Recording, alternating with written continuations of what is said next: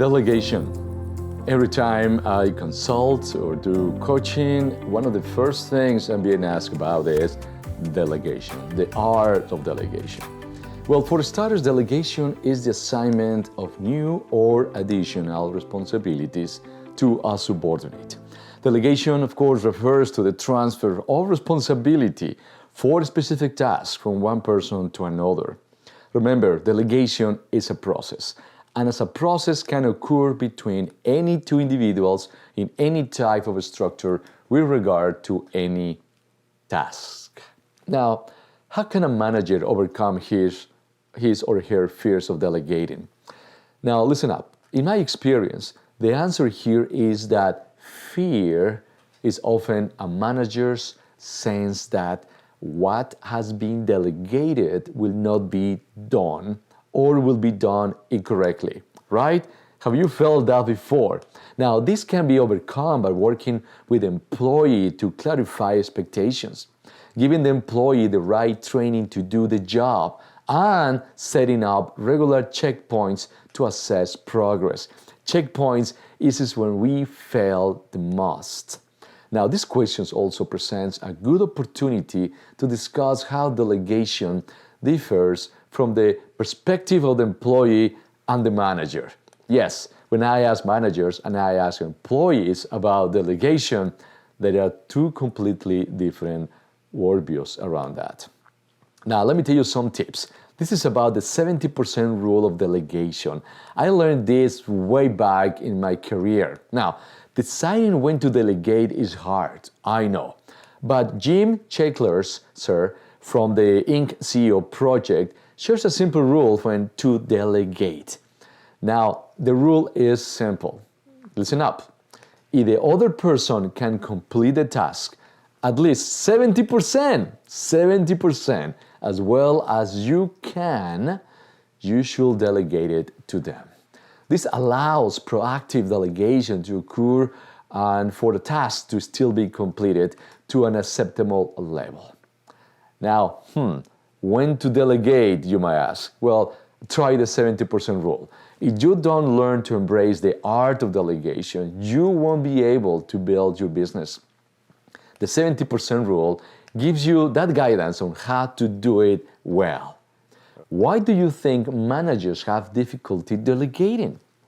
Think about it.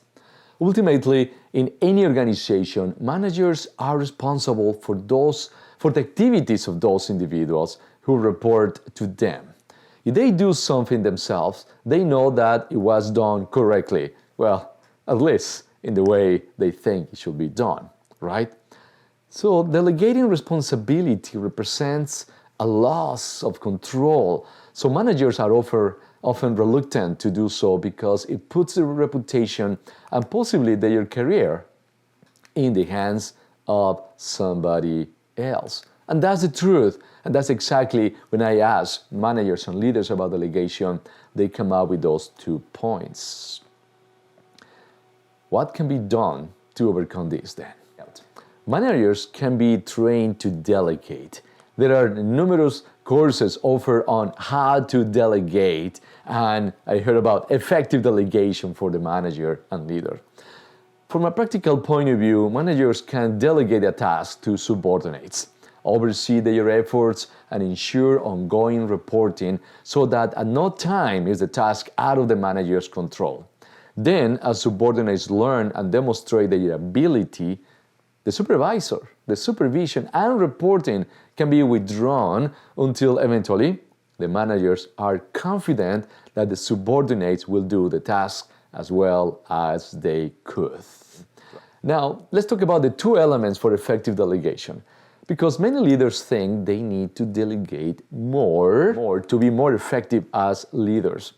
This is frequently not true because most often leaders don't need to delegate more, they need to delegate more effectively. Inappropriate delegation can kill morale, kill careers, and even a company. Now, inappropriate delegation can do more harm than good, and I'm pretty sure you have seen that.